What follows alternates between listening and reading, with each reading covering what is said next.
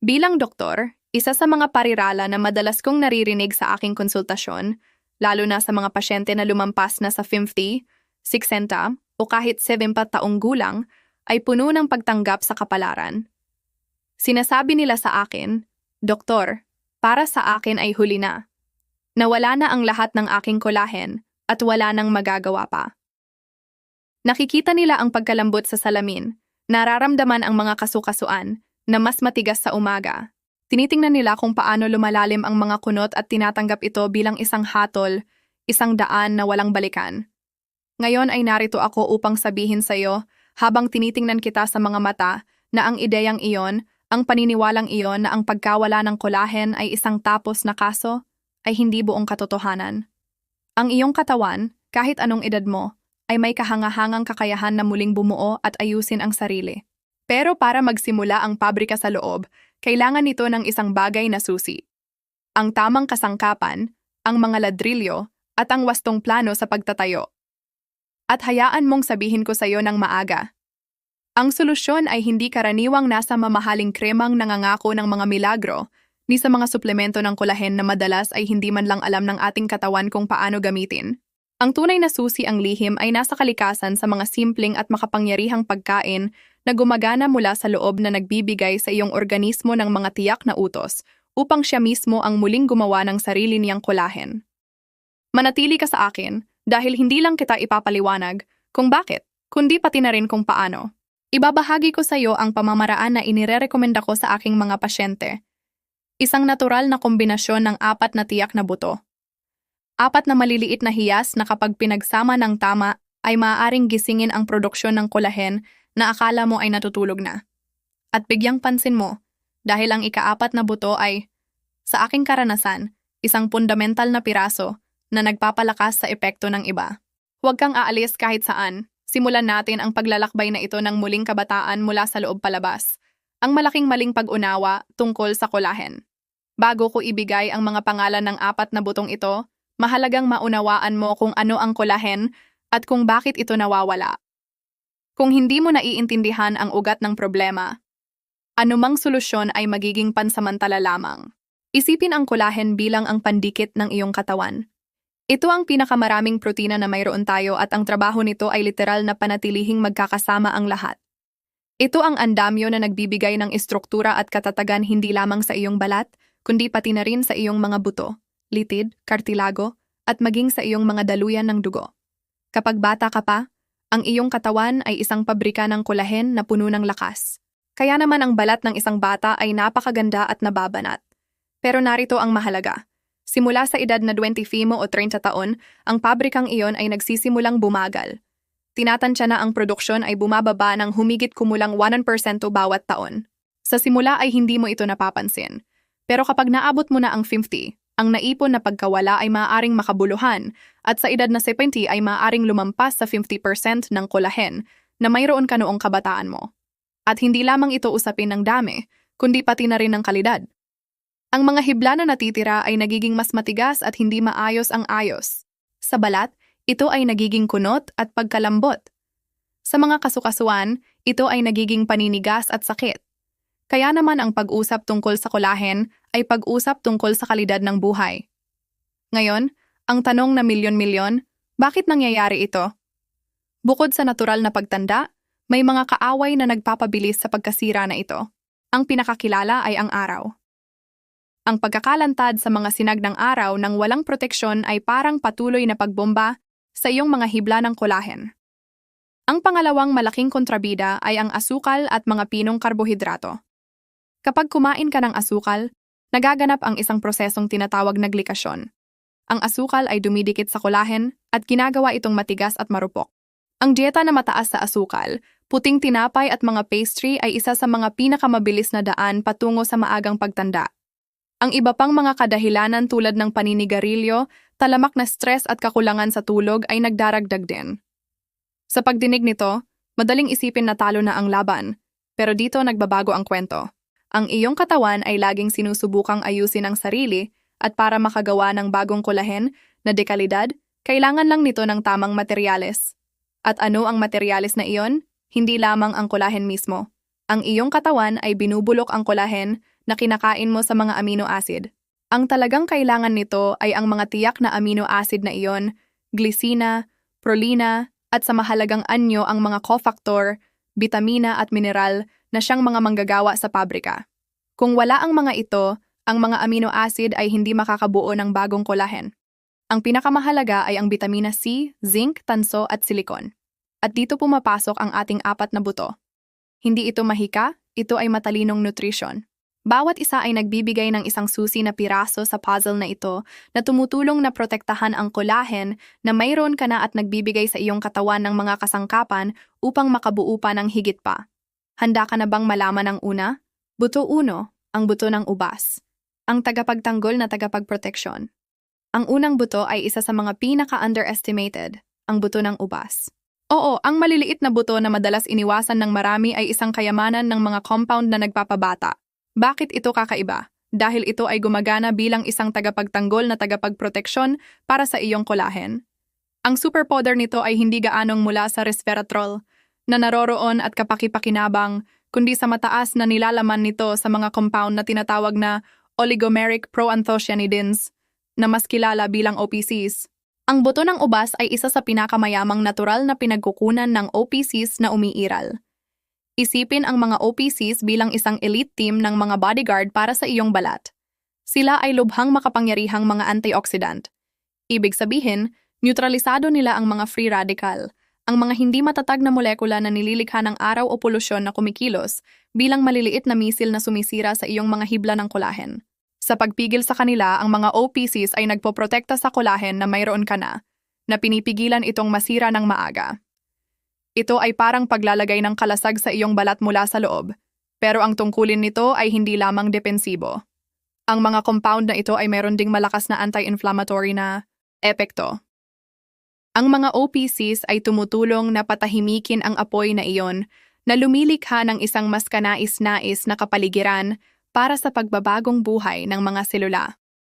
Bukod pa rito, ang langis ng buto ng ubas ay mayaman sa linoleic acid, isang fatty acid na tumutulong na mapanatili ang hadlang ng hydration sa balat, na nagiiwan dito na mas makinis at nababanat.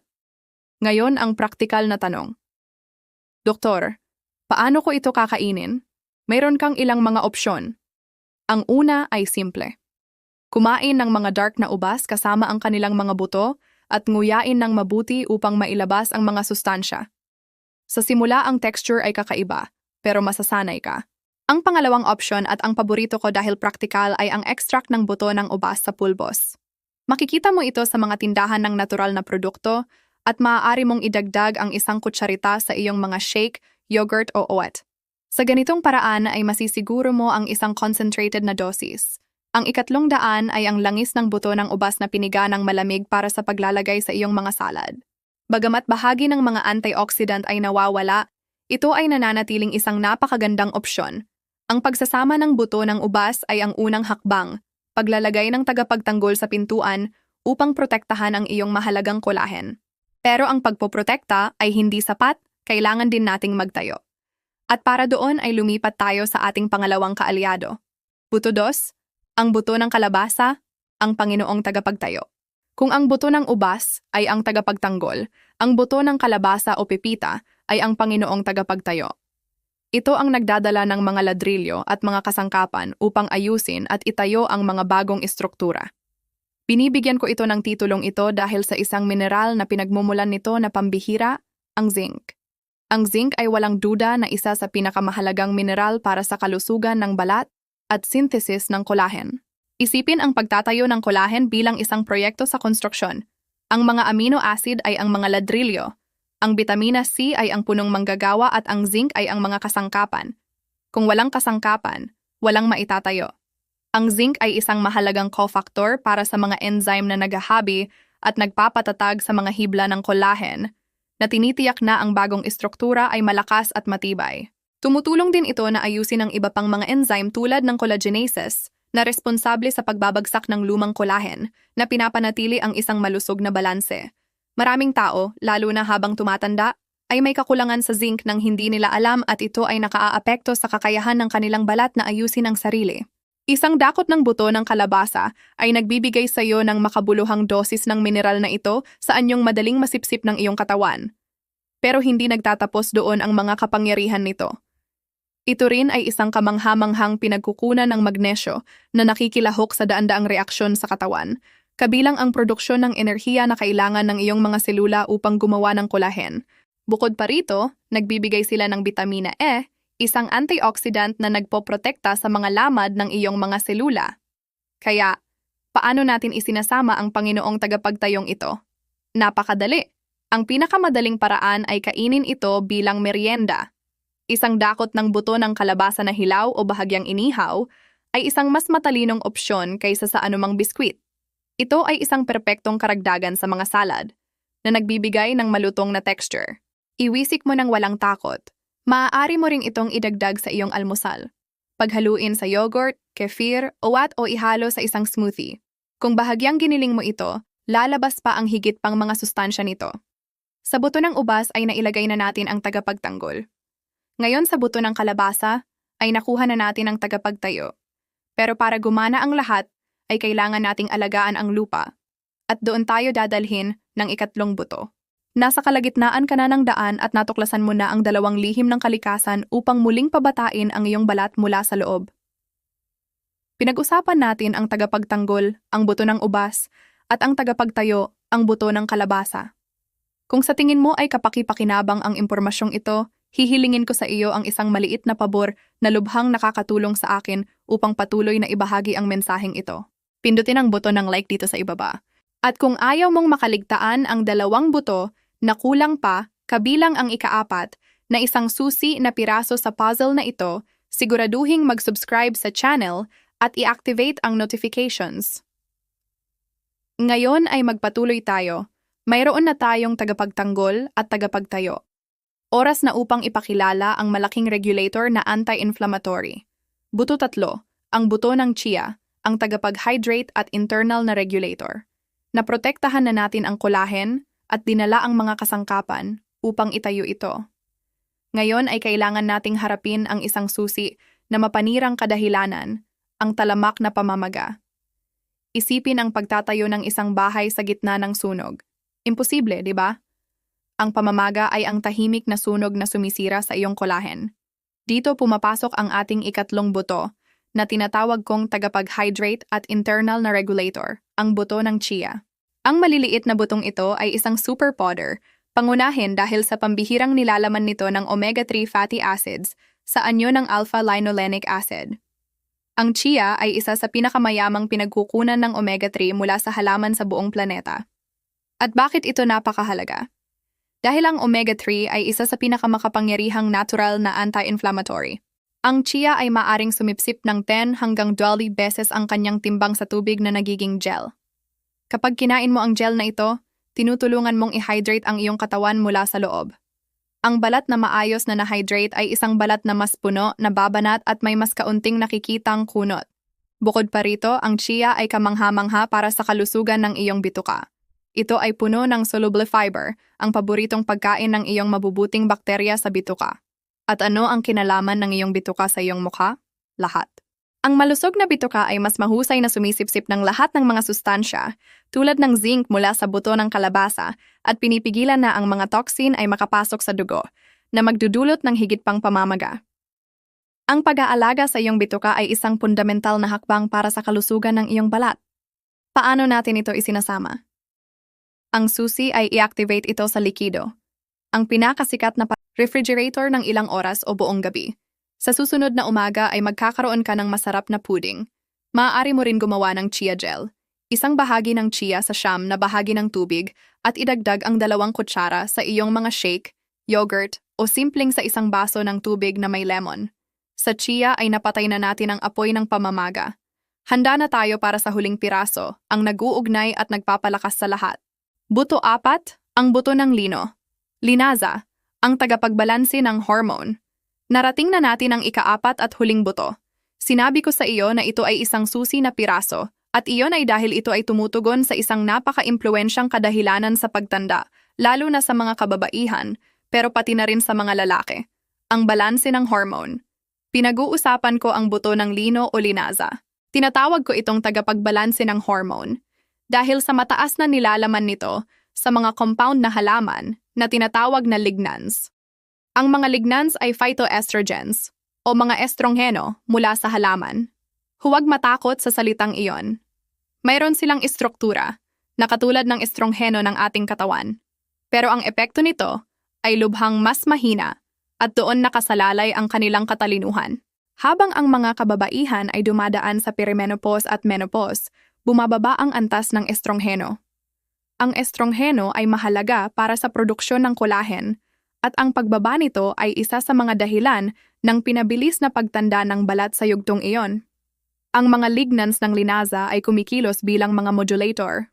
Sa isang katawan na mababa ang estrongheno ay maaari silang magdikit ng banayad sa mga receptor na nagbibigay ng isang napakahinang senyales na estrongheno pero makakatulong sa kalusugan ng balat. Sa esensya, tinutulungan nila na mapahina ang mga taluktok at lambak ng hormone at ang linaza ay sa malayo ang pinakamayamang pinagkukunan ng lignans na umiiral. Bukod pa rito, ang linaza ay lubhang mayaman din sa omega-3 tulad ng chia. Ibig sabihin, idinaragdag nito ang malakas na anti-inflammatory na epekto sa epekto ng chia, na lumilikha ng dobleng harapan laban sa pamamaga na sumisira sa collagen. Isang mahalagang detalye. Para masipsip ng iyong katawan ang mga sustansyang ito, ang buto ay dapat na giniling. Ang balat ay napakatigas na kung kakainin mo ito ng buo, ay lalabas ito ng tulad ng pumasok. Bilhin mo na itong giniling sa opake na lalagyan. Mas mabuti pa, gilingin ang maliliit na halaga sa bahay, bawat ilang araw gamit ang isang coffee grinder at itago sa refrigerator. Ang giniling na linaza ay mabilis na na-oxidize. Paano natin ito ginagamit? Katulad ng iba. 1 o 2 kutsara ng giniling na linaza bawat araw ay isang mahusay na dosis. Idagdag ito sa iyong shake, iwisik sa yogurt o sa chia pudding o paghaluin sa iyong oat. Ngayon ay mayroon na tayong kumpletong koponan. Ang buto ng ubas na nagpoprotekta, ang buto ng kalabasa na nagtatayo, ang buto ng chia na nag-hydrate, at ang buto ng lino na tumutulong sa balanse ng hormone. Sama-sama sila ay isang integral na protokol ng suporta para sa iyong balat. Ang plano ng aksyon, sinergya, at mga pagkakamaling iwasan. Ngayon na alam mo na ang 4 na kamangha-mangha, mahalagang maunawaan kung paano sila magtutulungan at kung anong mga pagkakamali ang maaaring sumira sa iyong mga pagsisikap. Ang mahika ay nasa sinergya, sa pagsasama-sama upang atakihin ang problema mula sa lahat ng anggulo. Ang ubas ay nagpoprotekta sa bagong collagen. Ang kalabasa ay nagbibigay ng zinc upang itayo itong malakas. Ang chia ay nagpapakalma sa pamamaga at nagpapahusay sa pagsipsip. Ang lino ay sumusuporta sa balanse ng hormone at nagdaragdag ng higit pang kapangyarihang anti-inflammatory. Ang aking rekomendasyon upang makamit ang sinergyang ito ay isang reaktibong shake sa umaga. Ang batayang recipe, likido, 1 baso ng tubig, almond milk o kefir. Mga buto, 1 kutsara ng chia, 1 kutsara ng giniling na lino, 1 dakot ng buto ng kalabasa, at 1 kutsarita ng extract ng buto ng ubas. Vitamina C, 1 dakot ng strawberry, kiwi o 1 piraso ng bell pepper. Ang vitamina C ay ang hindi maaaring palitan na punong manggagawa. Protina, optional, kaunting Greek yogurt o protina powder upang magdagdag ng higit pang amino acid. I-blend ang lahat at magkakaroon ka ng napakamakapangyarihang cocktail na nagbibigay sa iyong katawan ng mga kasangkapan upang gumana. Ngayon ay pag-usapan natin ang mga bagay na hindi mo dapat gawin o ito ay parang pagpupuno ng bathtub na may bukas na alulod. Pagkakamali 1, huwag pansinin ang magnanakaw. Numero 1, ang asukal. Ang asukal at mga pinong karbohidrato ay nagdudulot ng glikasyon at sumisira sa collagen.